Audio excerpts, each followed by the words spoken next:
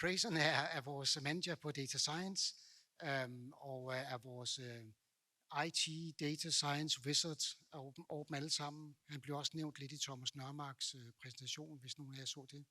Så jeg tror, jeg vil afholde mig fra at læse hele den der fine titel, og så bare hand it over to you, Prayson. Take it away. Thank you, thank you. Yeah. It's just amazing how much the number dropped, yeah? From one talk to another, things just shrink and shrink. Don't you think we can come a bit closer?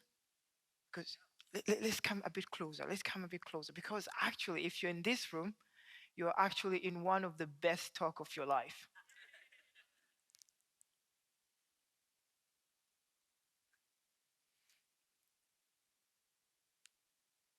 That's really good. Awesome. So for some of you who have seen me before, I'm mostly of a storyteller than a classical presenter. So I tell stories. And then through these stories, then I get to hopefully convey my message. And if my message comes out really well, I usually expect a lot of applause. No, just kidding. Okay, so last year, my family and I were in Florence. So we drove there, not knowing how chaotic the city was. So we drove all in and we couldn't find a place to park the car. Our intention, of course, was to go enjoy the beautiful city. It's such a lovely city. So from the time we got to see the city, it was really, really beautiful. But we spent almost 3 hours going around in small streets just to find this one place where we could park and have 45 minutes of the city. That was such a disappointment. From this story, our client X, so we don't get to mention the name, it's a real client, but we put them behind this mask so we don't reveal so much, was going through a similar problem. So, and it's within this challenge that I want to show how we went through helping them solve their challenge. So let's begin. And now I know how to click this. So our client X had a small challenge, which was turning out to be really big. It's a warehouse company, and they have this big manufacturing area where they have so many different spare parts scattered everywhere. So there are technicians and maintainers. Their job is to fix things. But when things breaks, they need to pick this small thing that has broken, and they need to figure out what it is. First, they will figure out, oh, I think it's called X. And then they will go into their database and then type the name, and then they don't see it. And then they will call somebody, what do you think this is? We think this is this part.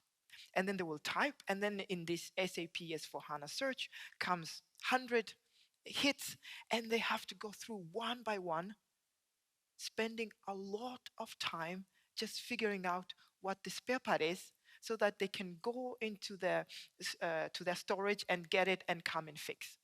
Just like my story of traveling through the city of Venice, finding for parking area, they spend so much time searching for what the tool was and not actually the job that they are supposed to be doing, fixing the machinery. Just like me, I just wanted to see the city. For them, they just wanted to fix what is broken. So here comes the problem. So in this case, they came with a challenge. They said, do you think with, with, uh, with the help of machine learning, can you build a system which we could use just a normal phone, take a picture, and then it will do a query for us? Because the first problem was, first they had to know what it is. They start tapping, and maybe it's the right name, but somebody in Barcelona has decided to change the name a bit so it doesn't give the right hit, right? But they discover that a picture is a picture, whether it's in Spanish, Italian, it's still the same picture. So will it be really, really nice just to take a picture and to perform a search? The problem was very, very easy. The problem itself is very easy. It looks so intuitively. But then there was a problem. When we were brought in, we were not the first people to attempt to do that problem. So two and maybe three, at least we know two for sure, had tried to solve the problem, and they all failed. And I don't know why client X was so insistent. Their hope was beginning to die that this might be realistic, but maybe impossible, because first one tried, failed, second one tried, failed, and now we were number 3 or number 4 in the line, brought in. Here's the challenge. So how do you go about?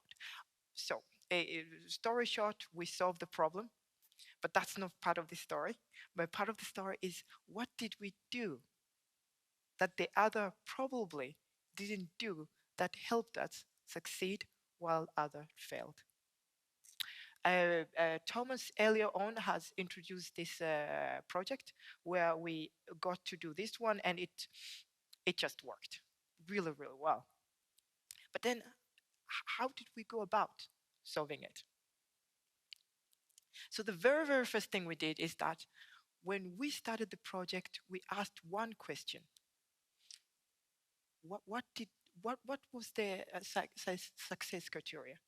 What does it take for us to be successful? Like, what is it that you're going for? That was number one. And another question we had to ask, which was very, very important, is to ask, what did our predecessors do and why did they fail? It's such easy, because it will be a classical thing for us to do. Here's the problem, jump in, give us data, build something, and I think we will have been yet another failures. But we stopped and pause and think, what are the successful criteria? They were clear enough. They just want to reduce time to which they spend searching things. So, and our success criteria was, take a picture, as long as it's in the top 10 of our search, you will reduce our process, because I have to look at 10 things and not 1,000 things. We go like, oh, we like that. You know, a hit out of 10. We need to get that one. But then comes another question. What did our predecessor do and why did they fail? Um, so this was a very, very important distinction, and I think this is what set us aside. We are not scared of breaking things. But here we were asking, how did other break things? So when we start breaking things, we'll start breaking other things. If we were to explore something, we would like to know we're exploring in the right direction. Um, so what did we do then, going next? So we knew for the very first time that we cannot follow the normal conversion. We cannot do as what everybody was doing, because they have done that and failed. So what did the other do? Maybe I should start to reveal more. So the classical problem we'll have is that you have a picture, like different spare part, and we'll say, oh, give us the spare part, and we will create bounding boxes, different bounding boxes, and then we will send it to the machine and let the machine train. And then the next pictures, the machine will be able to build the bounding boxes of the tools that we're looking for. That is the classical way of doing this problem, and everybody has been doing that. So what was the problem number one? Problem number one we saw our predecessor did was the way they collected data. So the data was collected in a way that different spare parts were put in a green background with the lighting, and those were the data they collected in order to identify spare parts. Of course, that will work in development, but it will not work in production, Because in production, people are holding spare parts in their hand. There is mess over everything, and the lighting is never that good. So of course we knew we had to collect new data, but at that point we had very short window to give a proof of value. Will this even work? The others have failed. We don't want to spend yet another 3 months or 6 months to do yet another proof of concept. So for us, they told him, you have 3 weeks.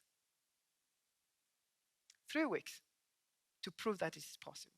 So in this place, we knew that we need to use the very interesting data with the background, with a green background, but at the same time thinking outside the box, knowing that our solution should work in the real world. As they were collecting data, I go like, okay, we have this short time. We will start working in this data, which we know is not optimal for production in the real world. But as you collect this other data, we expect when you give it to us, we will be able to apply the same principles, and then we are in business. Easy enough. So what happened when you receive, they send us like 600 pictures in a green background. And the first thing is we said, we don't have time to put bounding boxes in all this tool and train a model. We don't have time.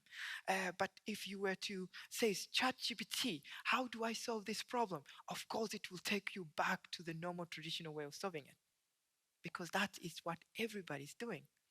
But here comes the part where we had to think outside the box. We thought, what if we don't draw bounding boxes? What if we remove a background? So instead of teaching a model to look at the bounding box, what if we remove the background and only leave the object we are aiming for? So with our green background, that will be very easy to remove the background and only leave the thing that you're looking for. What happened in the real world? And at that time, we discover we have really good algorithms that can be very specific. Like in pictures of two standing, you can say the tall girl's jacket, and it will highlight the tall girl's jacket and leaving other jacket unhighlighted. So we just says, could we reverse that? That we says, focus on the tool, and then we use masking to remove all the background behind it. That is thinking outside the box. Why do I say it's thinking outside the box? Is nobody has done that before. Nowhere in the literature you will see that path. But it's the most simplest path you could ever think of. Because now your image is completely black or white with only the single thing you are aiming to teach your model about. It means that when we receive a new picture, what do? We remove the background. We match a picture which is completely without a background and another picture which is completely another background. And now it's a simple just matching of embeddings. You don't even need a huge deep learning model anymore. Can you see? Just thinking outside the box. So while they were still collecting data, we came and we showed that we were doing something amazingly good. And we could celebrate that we are fixing it. It's faster, it's trainable. There is no even training anymore because we're just simply removing the background, matching the embedding between their database and the incoming. As simple as that. So training was faster, solving was faster, the query when they search is faster. They can add new pictures, just throw them and they're all ready to be found. And they were so excited, but I was not. I told them it works, but it's still green background. So unless you give us the real picture in the real world, I am not really confident that this is going to work. In principle, it should work, but I would like to see different pictures with a thumb blocking everything, because then how will it happen when I remove a background, right? Because you already saw that it was successful, of course, they send us their picture, and we did a bit tweaking on the background removal, to which we focus on specific things. So we will just say focus on a plastic object or focus on a metal object by removing everything else. So in this way, They could send us data that was actually true, with the bad backgrounds, with the bad lighting, with the almost a completely finger blocking everything. And with that, we still could solve the issue. So what were the takeaway here? So one, were we to jump in and not ask the question of what did our predecessor try to do and fail, we were most likely to repeat the same mistakes. Two, because of the timing limitation, I think when you don't have time to annotate your data and all this, you come with something very creative, which nobody has done, thinking outside the box. And then once you think about it, you go like, why don't we do that? Why? Why hasn't somebody think of that? It makes so much sense. No, when you think about it, why do we spend so much time putting boxes if we can remove background? But that came because of time's restriction, and also not scaring, not being scared of doing something that other people haven't tried. And were we to go back to ChatGPT, it will give us the norm. So you can see ChatGPT still needs human. It still needs you, right? So our greatest success came to that. And of course, I will say the simplicity, but you can see I added luck, because I would like to have taken all the glory. Yay, we did it, we were super smart. But I think luck also plays into a role here, because we are living in a really good time. Technology is moving extraordinarily fast. So what was impossible 3 months ago is possible now. So maybe our predecessor did not have the tools that we are enjoying, even though we only had 6 months in between. So yes, I would like to say we were smart and everything, but I want to take back and say, well, luck plays the role, right? But also the ingenuity of playing outside the box, ingenuity of asking questions. What did the other do and fail? And knowing that you shouldn't repeat the same mistakes. And as we go that, I'll say it, in the end, as you have seen this again and again, it's not about what we're trying to solve. It's actually asking the questions. Asking the questions. Because in the end, it was all about helping the engineers to do what they were aimed to do. In the end, I just wanted to see the city. I just wanted to enjoy the cuisine. I just wanted to enjoy the being in that presence and not spend so much of my time trying to find a parking area. This is what we were trying to do here. We wanted that the engineers and the mechanic will spend more time doing the things that they're supposed to be doing instead of doing all the searches that they have to do. And with that, I say thank you.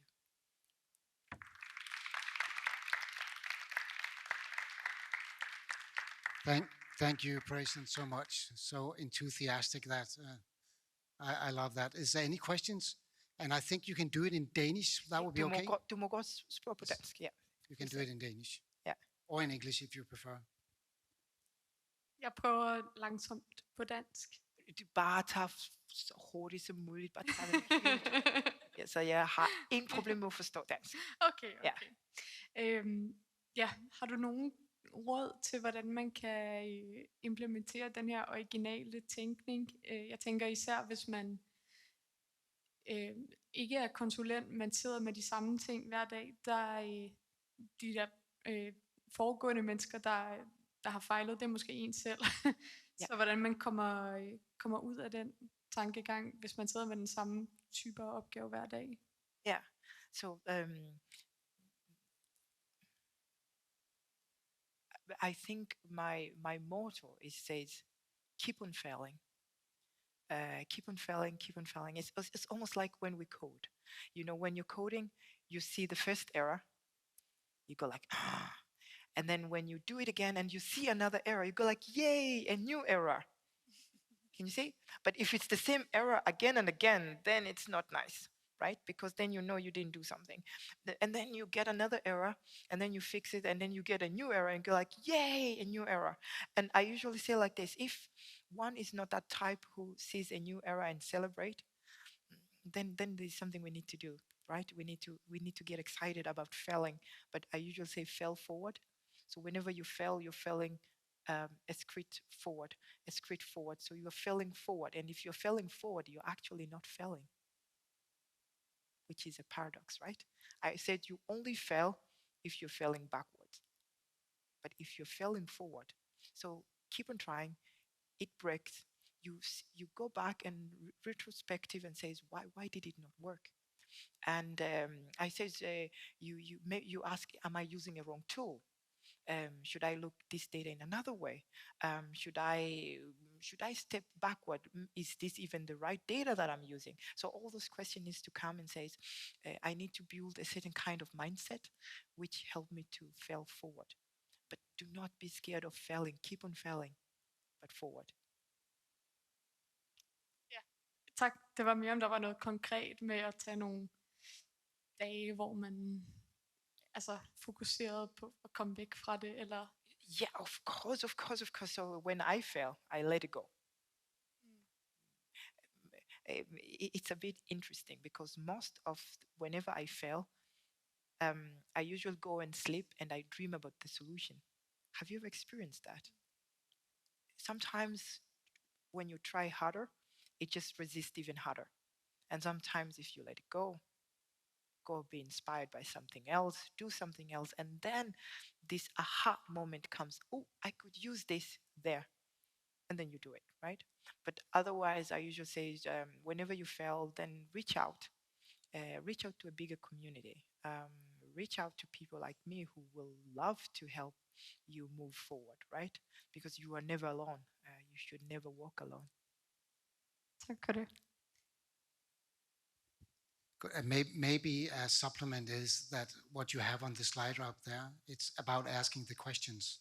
So that could be a way forward as well. And yeah, we have a question over there. Hi.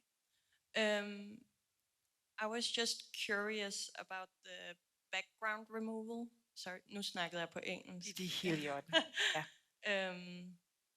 Var det muligt primært, fordi objektet var i forgrunden?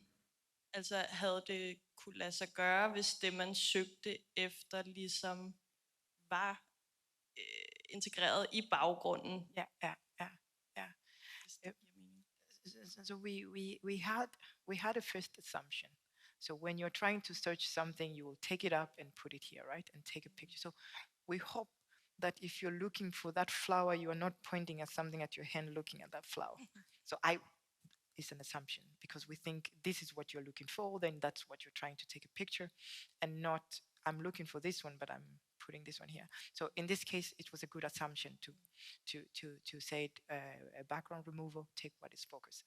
But then we quickly moved to another way of removing background, where it was more of a prompt background. So you can say a meta object, even though it's not on the foreground, but in the background, that will be the focus. Yeah. But I think I'll interrupt you here, Prayson. We have one more question. Thanks for the amazing presentation, by the way. Just a quick question about, and you kind of touched up on this with regards to the data that you had received previously that had a green background that wasn't very feasible for implementation once you decided to in a real world situation. I was just curious, in those kind of circumstances, and we have a saying in computer science where we say a model is only as good as the data it's trained on. And so in your situation, I was just curious, what are some of the questions you asked or some of the techniques or steps that you took to work around the limitations in data, and as you were slowly receiving more data that was more real world with thumbs and bad backgrounds, what were some of the techniques or things that you implemented, like shuffling, maybe a little bit of like data modulation or things like that? What were some of the questions that were going through your head as you were thinking about how to blur or remove the backgrounds? Yeah. It's very short. Yeah. So whenever we do some project, there are something that are within our control, and there's something that are not within our control. So you always says, if it's within my control, then I can do some changes, right? Because here it was within our control to say, can you generate new data as we do this? But at this moment, with this small window, that's all you have to work with. And then if this is all that you have to work with, then there's where your creativity needs to kick in, and you need to figure out, what do I do with what I have? And of course, in the long run, then you say, okay, how can I påvirke, influence the way the data is being generated? Thank you. Yeah. We are running out of time, but thank you for the questions. Nu tror jeg, at går på dansk igen. Lige et par små ting, inden jeg slipper jer løs, og inden vi giver Prayson en hånd. På jeres kort bagpå er der en QR-kode. Den må I rigtig gerne scanne, og så kommer I ind i en app, og så vil vi rigtig gerne have noget feedback på dagen i dag. Det vil vi sætte stor pris på, fordi vi prøver hele tiden, selvom vi har gjort det nogle år nu, vil vi jo hele tiden gerne have den her feedback, fordi vi læser rent faktisk feedbacken, og vi lever af den, og vi vil gerne gøre det til at forbedre tingene. Der er også sket nogle småjusteringer i år i forhold til sidste år, baseret på den feedback, så det må I rigtig gerne gøre. Så tusind tak for det. Og så vil jeg sige tusind tak for at være her i dag. Jeg håber, vi også vil ses næste år. Jeg håber, I får noget ud af det. Så er der bagefter herude, er der lidt snacks og lidt drinks og lidt netværk og sådan noget. Det synes jeg, benytter jer af det og få snakket lidt på kryds og tværs. Og det håber jeg også, I har gjort resten af dagen. For os har det i hvert fald været endnu en fantastisk dag med masser af kunder og indlæg og netværk og så videre. Så det håber jeg også, I har nyt. Så med den afslutningsbemærkning synes jeg lige, vi skal give Prayson en hånd for den her indlæg.